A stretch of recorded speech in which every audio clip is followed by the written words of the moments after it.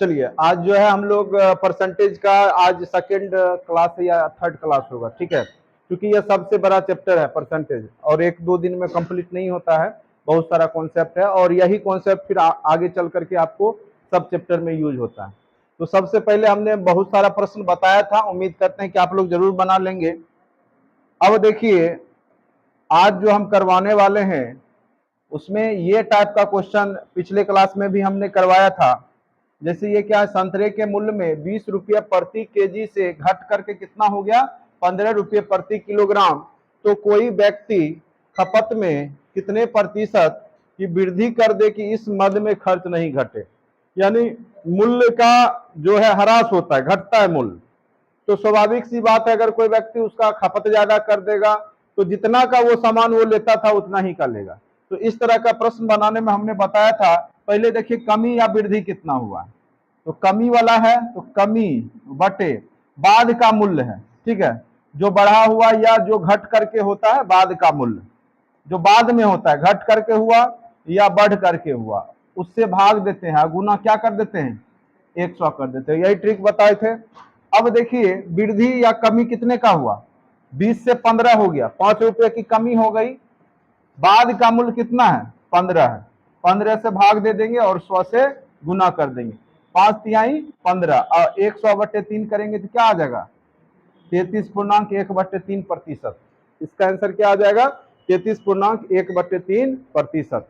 कोई दिक्कत भी है, जब भी इस तरह का प्रश्न रहे तो आप क्या कीजिएगा, वृद्धि या कमी बटे क्या करना है कि जो आपका बाद का मूल्य है, बढ़ गया तो बढ़ा हुआ मूल्य, घट गया तो घटा हुआ मूल्य से भाग दीजिएगा, 100 से गुना कर दीजिएगा, आंसर आ जाएगा, कहीं कोई दिक्कत नहीं होगा। उसी प्रकार से ये भी प्रश्न है, 16 से क्या हुआ 18 हो गया, कितने की वृद्धि हुई 2 रुपया, बढ़ा हुआ मूल्य क्या है 18 गुने 100 कर देंगे तो क्या आ गया, तो 100/9 और 100/9 को हम क्या लिख सकते हैं 11.1/9%, यही लिखेंगे, बस हो गया। तो इस तरह का प्रश्न और जनसंख्या वाला भी बताए थे, कैसे बढ़ता चक्रवृद्धि ब्याज की तरह बढ़ता है, बताए थे ना।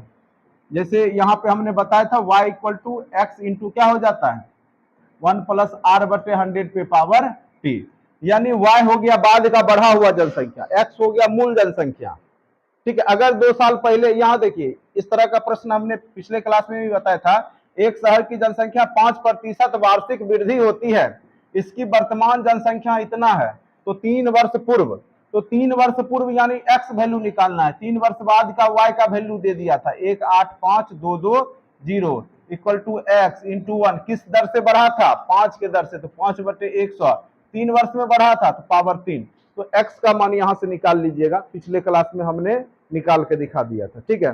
तो ये डायरेक्ट फॉर्मूला भी यूज करके आप बना सकते हैं, कोई दिक्कत नहीं होगा, ठीक है। चलिए अब नेक्स्ट प्रश्न पे आते हैं, ये सब तो पिछले क्लास में भी हो गया था, बस एक रिवीजन के तौर पे हमने करवा दिया।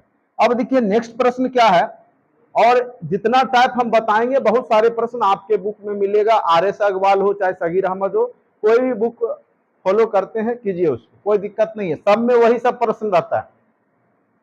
संतरे के मूल्य में 10% की वृद्धि हो जाने के फलस्वरूप कितना के वृद्धि हो गया 10, तो पूछ रहा है बढ़ा हुआ मूल्य, तो बढ़ा हुआ मूल्य के केस में हमने कहा था हर हमेशा 100 से भाग देना है, अगर आरंभिक मूल्य पूछेगा तो जितना वृद्धि हुआ उसमें 100 में जोड़ करके नीचे से भाग देना, लेकिन यह बढ़ा हुआ मूल्य पूछ रहा है, बाद का मूल्य पूछ रहा है, इसीलिए 10 बटे क्या हो जाएगा 100, कितना में कितना, तो 270 में 5, तो 270/5 कर लेंगे, ये कट गया, ये कट गया, 27/5, अब 5 को 27 भाग दीजिए, 5×5 2 0, 5 चौका 20, यानी 5.4, यानी उसका बढ़ा हुआ मूल्य क्या हो गया 5.4 रुपया, मतलब 5 रुपया 40 पैसा। अगर पूछता यहाँ पे आरंभिक मूल्य, अगर पूछ देता आरंभिक मूल्य क्या होगा, ठीक है, अगर पूछ देता कि आरंभिक मूल्य क्या होगा, तो उस केस में आप क्या कीजिएगा 10/110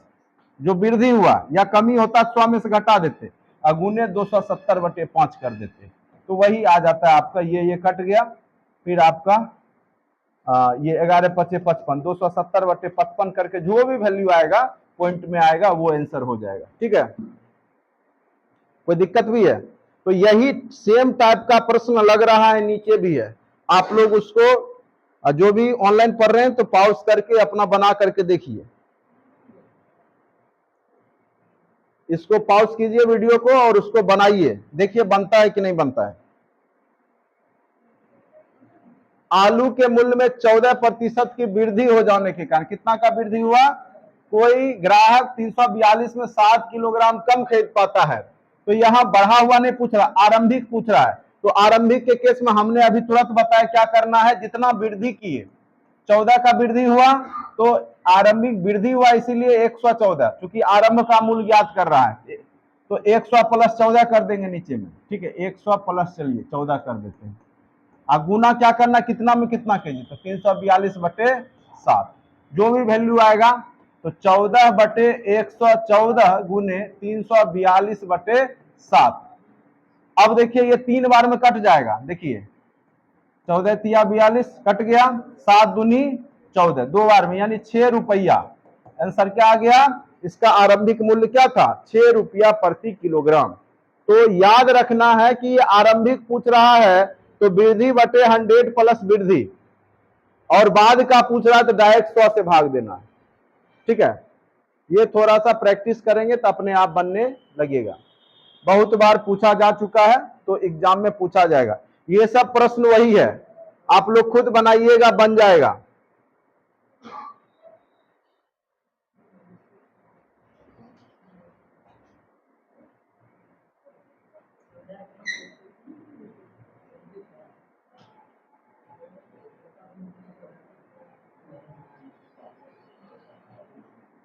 चलिए अब हम आते हैं थोड़ा अलग टाइप के प्रश्न पर, ठीक है। जैसे ये परीक्षा वाला है, वो केजी उजी वाला बन जाएगा तुम्हारा, बहुत सारा प्रश्न हमने करवा दिया है। एक परीक्षा में उत्तीर्ण होने के लिए कितना अंक चाहिए? 33% अंक चाहिए। जैसे 100 अंक में आप लोग 33 लाते हैं तो पास कर जाते हैं, ठीक है।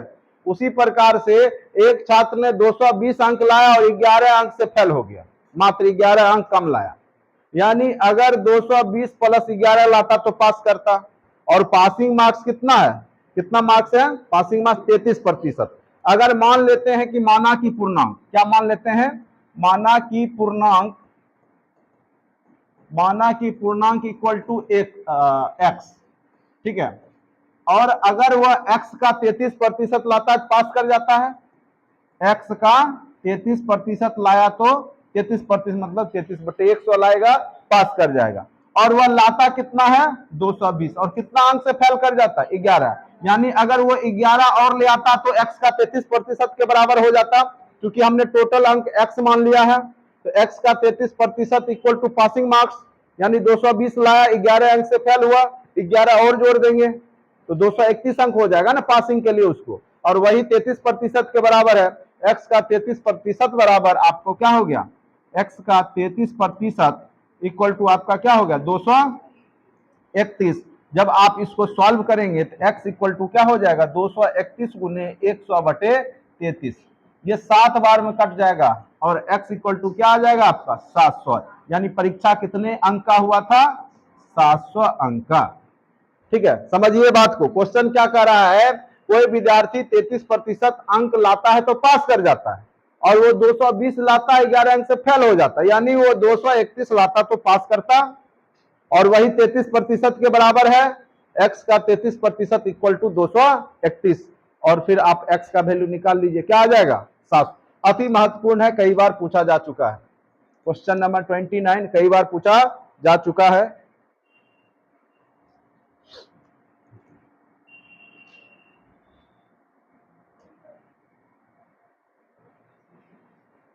इसको थोड़ा छोटा लेटर में करेंगे तब ज्यादा स्पष्ट दिखेगा, ठीक है। अभी थोड़ा सा आज भर कर लीजिए, इसको सुधार देते हैं, बाकी दिख रहा होगा। नेक्स्ट प्रश्न देखिए, क्वेश्चन नंबर 30।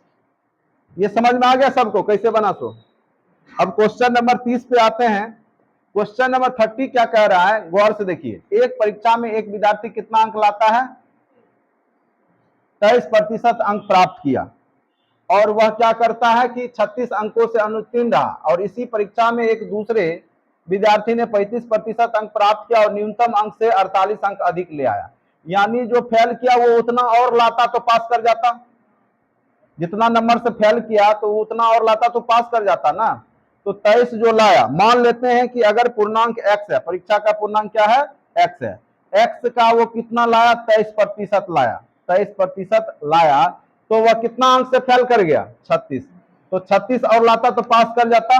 पहला विद्यार्थी इतना नंबर अगर ले आता तो पास कर जाता, ठीक है। उसी परीक्षा में दूसरा विद्यार्थी क्या किया कि टोटल पूर्णांक का 35% ले आया, और वह कितना ज्यादा ले आया, न्यूनतम अंक से 48 अधिक ले आया। अगर इसमें 48 घटा दे तो ये केवल पास करेगा, पास करने से 48 ज्यादा ले आया तो 48 घटा देंगे केवल पास करेगा। ये भी पास किया, ये भी पास किया, दोनों एक ही परीक्षा में बैठा, दोनों का पासिंग मार्क्स समान होगा, बराबर होगा, दोनों को बराबर कर दीजिए, पहला और ये दूसरा, ठीक है, दूसरा विद्यार्थी। तो x का 23% प्लस 36 इक्वल टू x का 35% माइनस 48।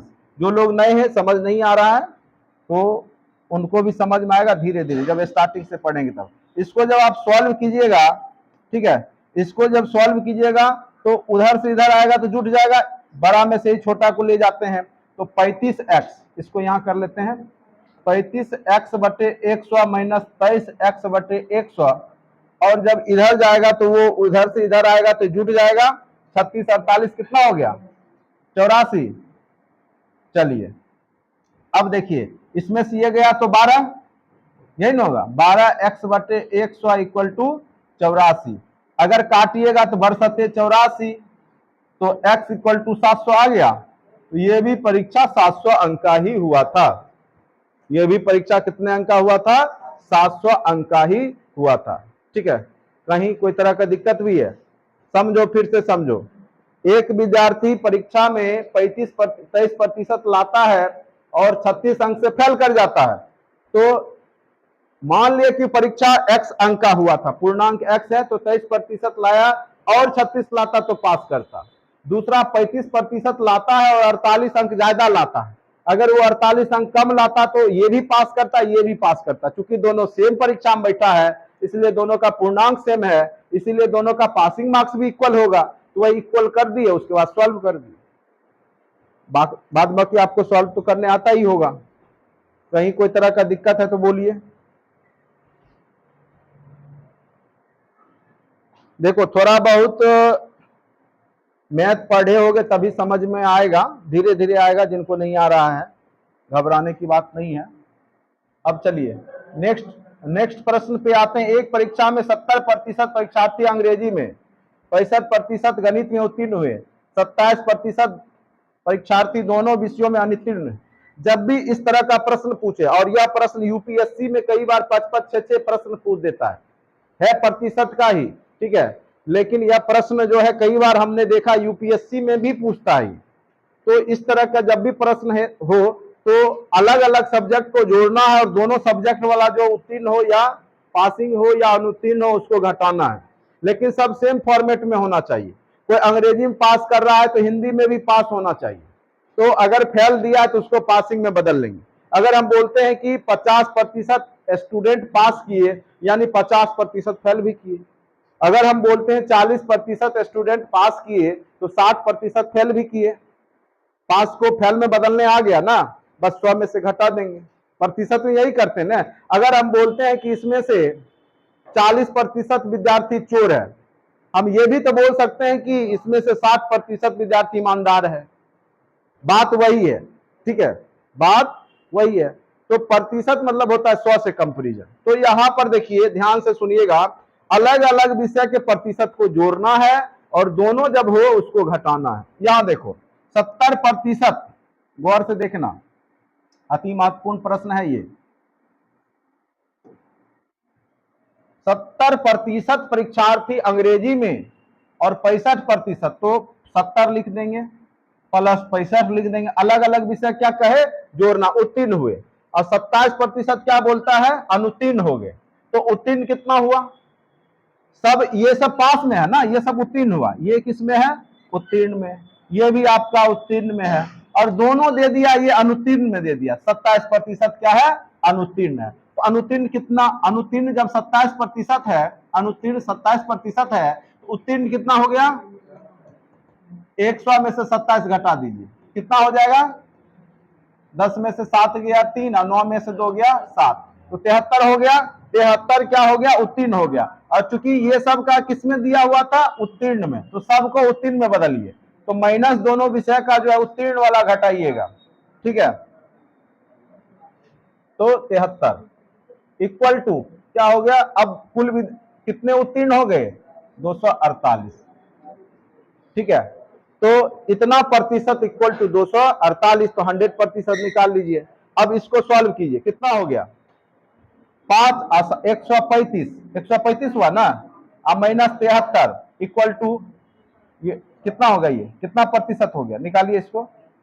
5 में से 3 गया 2, और इधर आपका 13 में से 7 गया 6, तो 62% इक्वल टू क्या आ गया? यही प्रतिशत है, ठीक है। 62% इक्वल टू क्या हो गया? 248। 62% इक्वल टू क्या आ गया? 248। तो x का या 100% डायरेक्ट भी लिख सकते हैं, या x का 62% अगर आपको समझ में नहीं आ रहा है, x मान लीजिए, टोटल x था, पासिंग हो गया 248 के बराबर, तो x इक्वल टू क्या हो जाएगा? 248 गुने 100 बटे 62, और 62 से कितने बार में कट जाएगा? 4 बार में। तो टोटल कितना हो गया? 400। टोटल कितना हो गया? 400। तो परीक्षा में बैठने वाले कुल विद्यार्थी कितने थे? 400। समझ लगा? तो सबको सेम फॉर्मेट में लेकिन करना होगा। उत्तीर्ण है तो तीनों वाला जो है अलग अलग है, और दोनों को भी उत्तीर्ण में बदलना होगा। अगर अनुत्तीर्ण दे दिया, अगर तीनों सेम फॉर्मेट में दिया तो कोई दिक्कत नहीं है, अलग अलग विषयों को जोड़ना है और दोनों विषय वाले को घटाना, वही प्रतिशत हो जाता है, ठीक है। नेक्स्ट क्वेश्चन शायद इस आधार पे नहीं है, चलिए कोई बात नहीं, आपके बुक में बहुत सारा है प्रश्न, आप लोग बनाएंगे। समझ लग गया सबको? अब देखिए यहां पर है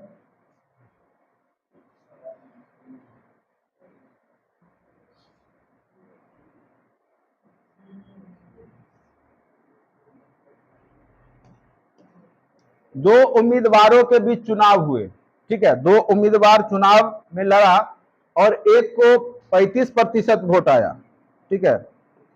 एक को कितना आया? एक को कितना आया? 35%। अब देखो इस तरह के प्रश्न को कैसे बनाते हैं, ध्यान से देखिएगा। दो उम्मीदवार के बीच चुनाव हुए, चुनाव में डाले गए कुल मतों का 35% मत प्राप्त करके उम्मीदवार 15,000 मतों से हार गया, ठीक है। तो एक ही आपका चुनाव है, तो जो हारा है वो कितना लाया है वोट? 35%। तो दो ही व्यक्ति चुनाव लड़ रहा है, तो जो जीता होगा वो टोटल वोट का कितना लाया होगा? 100 माइनस 35% यानी 65%। जो जीता वो कितना लाया? 65%। और ये जीता कितना वोट से? 15,000 वोट से। कहने का मतलब है कि इस दोनों का अंतर उसके बराबर होगा। यानी अगर कुल वोट पड़ा x का, तो 65 माइनस 35, 65 माइनस 35, यही अंतर ने दोनों के बीच का कितना है? 15,000, यही ना। कोई लाया x का टोटल वोट, मान लिया x पड़ा, कोई लाया 65, कोई लाया 35, दोनों का अंतर किसके बराबर हो गया? 15,000। तो x का 30% हो जाएगा ना, 30% इक्वल टू 15,000। तो x का 100% क्या हो जाएगा? 15,000 गुने 100 बटे 30। जब ये काटोगे 500 उधर 1000, तो 50,000। टोटल वोट कितना पड़ गया था? 50,000। अब पूछ क्या रहा है प्रश्न? जो जीता उसको कितना वोट मिला? तो जो जीता वो 65% लाया ना, तो टोटल वोट हमने निकाल लिया 50,000। तो 50,000 का 65% निकाल लीजिए, और ये क्या हो जाएगा आंसर? अब कीजिए 65 गुने 5 कर लीजिए, तो 32,500 क्या हो जाएगा? 32,500 वोट लाया जो जीता, 32,500 वोट लाया जो जीता, और जो हारा 50,000 का 35% निकालेगा वो उतना वोट लाया। तो दोनों का अंतर देखोगे, ऐसे भी 32,500 घटा दोगे 50,000 में, तो वही हारे वाले व्यक्ति को उतना वोट आया होगा क्या? देखो थोड़ा थोड़ा समझोगे धीरे धीरे, जो लोग नए हो घबराना नहीं है, बाकी समझ में आएगा।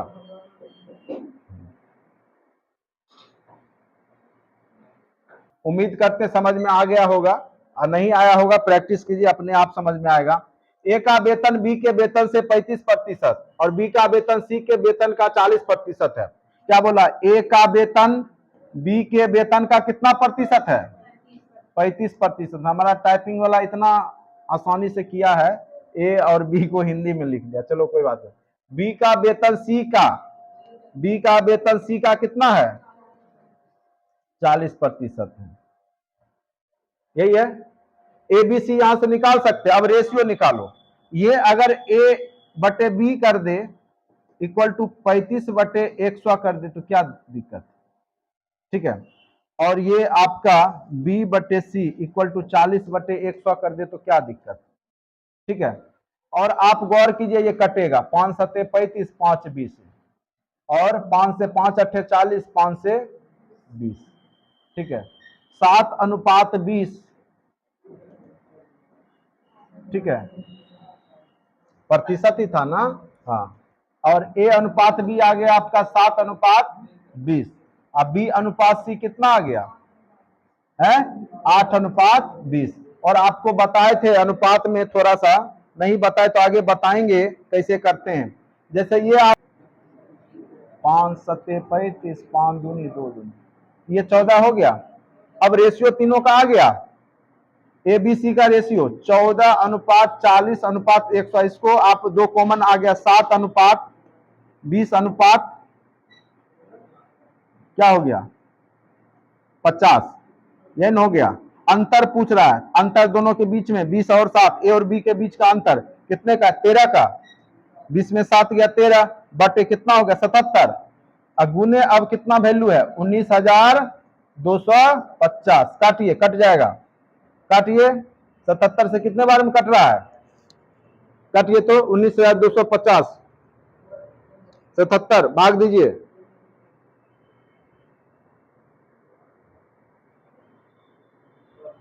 कितने बार में काटा? कितना? 250 बार में। तो 250 गुने 13 करो,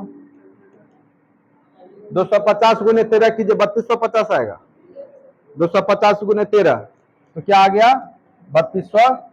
उस विधि से भी हम सही जा रहे थे, थोड़ा सा मिस्टेक हो गया हमको रेशियो निकालने में, जहां भरना था वहां 8 भरना था। ठीक है, तो आंसर 3250 ही आएगा। ठीक है, वैसे भी बनाएंगे, थोड़ा सा वहां पे हमने मिस्टेक कर गया दिया था कि आपको 20 के 8 के जगह 20 हमसे लिखा गया था। ठीक है, तो अगर कॉन्सेप्ट है तो वो कहीं मिस्टेक होगा तभी आंसर नहीं आएगा। ठीक है, उस विधि से भी बना सकते हैं, ए बी बी सी करके।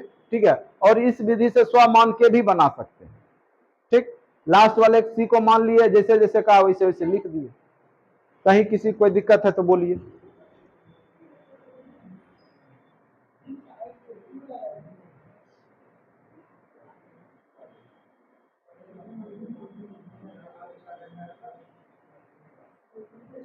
क्या कोई दिक्कत भी है? तो लग गया ना? लग गया ना समझ सबको? नहीं हो लगेगा झूठो बोलो सब। चलो, एक आदमी अपनी आमदनी का 25% खाना पर कितना करता है? 25% खाना पर। ठीक है, 20% किराया पर। टोटल किराया कितना देता है? किराया 20% यानी करता है। और 10% पढ़ाई पर। पढ़ाई पर कितना करता है? 10%। और उसके पास 75 रुपया आयकर देता है और 465 है, तो प्रतिशत वाले के एक साथ जोड़ लीजिए, यानी 25, 20, 45, 10, 55। मान लो उसकी आमदनी कितनी है? x रुपया, तो x का 55% तो खर्च कर देता है, तो उसके तो बचता कितना? 55% यदि खर्च करता है तो बचता कितना उसके पास?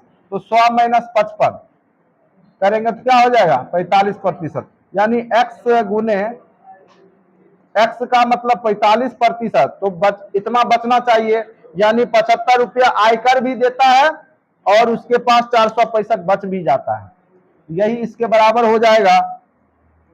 अब कीजिएगा, तो x गुने 45/100 इक्वल टू, जोड़िए, तो 5 5 10 का 0, बाकी 1, 7 6 13, 1 14 का 4, बाकी 1, कितना हो गया 540, ये ना होगा 540।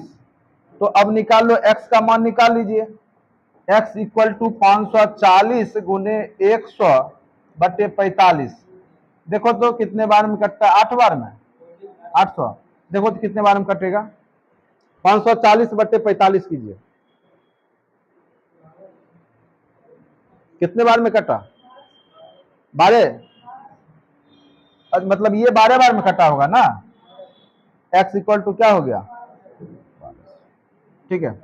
तो उसकी आमदनी जो है, उसकी आय कितनी है, 1200। तो अगर वार्षिक पूछ देता तो 12 गुने 12 कर देते, लेकिन एक क्या पूछ रहा है, एक आदमी अपनी आमदनी का 25% खाना पर, 20% किराया पर, 10% पराये पे, सबको जोड़ दिए, यानी 55% खर्च किया, बचा कितना उसका 45%, और वह 75 रुपया आयकर भी देता है, बचे हुए पैसा में ही देगा, और उसके पास 465 बच भी जाता है, यानी उसके पास 540 रुपया कैश निकलता है खर्च करके, तो वही 45% बराबर हो गया। तो टोटल उसकी आय हो गई, मंथली आय हो गई 1200। अगर सालाना पूछ देता तो डायरेक्ट 12 से गुना कर देते, ठीक है, यानी कितना हो जाएगा 14,400। चलो, लेकिन यहाँ सीधे आय पूछ रहा है, वार्षिक या मंथली नहीं दिया है, तो ऑप्शन देख लेंगे क्या है, सालाना भी कई बार दे देता है, तो 12 से गुना करना।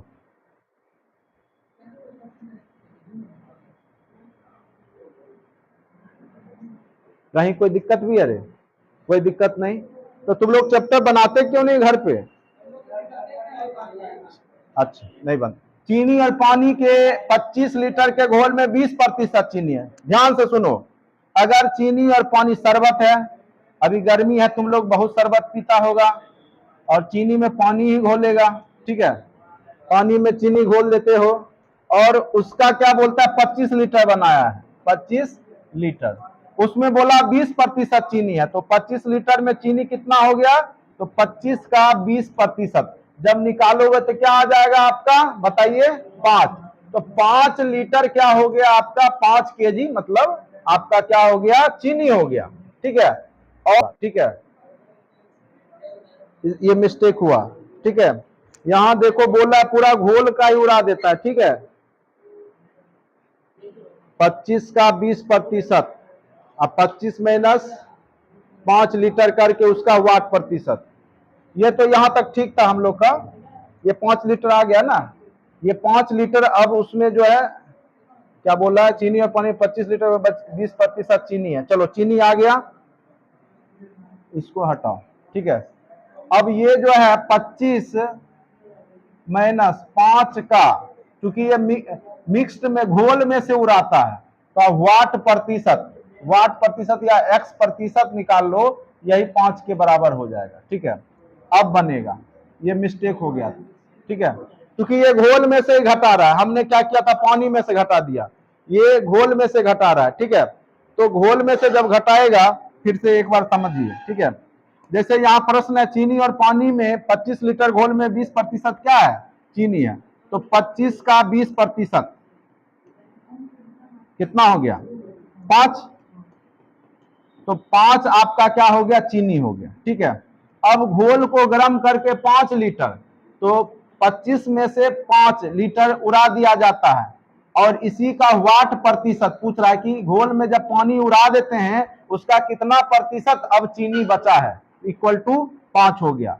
तो 20 गुने वाट प्रतिशत या x प्रतिशत मान लेते हैं, इक्वल टू 5, तो x इक्वल टू क्या हो गया, 5 गुने 100/20, ये प्रतिशत बटा 100 में भाग देते हैं ना यहाँ, या इसको x प्रतिशत को x/100, तुम लोग को ये भी समझ में नहीं आता है, इसलिए हमने लिख दिया 5 गुने 100/20, 5 चौका 20, 4 से 25, यानी आंसर क्या हो गया 25। देखो उस समय हमने क्या कर दिया था कि घोल में से ना उड़ा करके क्या किया था, पानी में से ही केवल उड़ा दिया था, इसीलिए हमने घटा दिया था, लेकिन प्रश्न को हमने देखा कि वो बोल रहा है घोल में से, इसलिए अच्छे से प्रश्न पढ़ के बनाइएगा, ठीक है।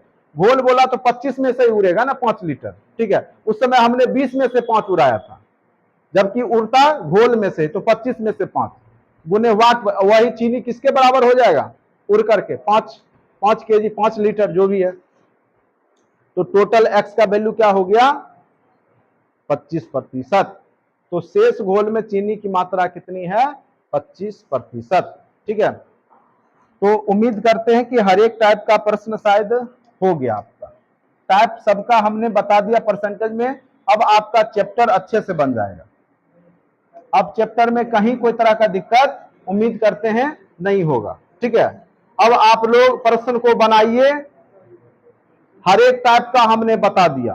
ठीक है, 3 क्लास लगा, हर एक टाइप का हमने प्रश्न को बताया आपको।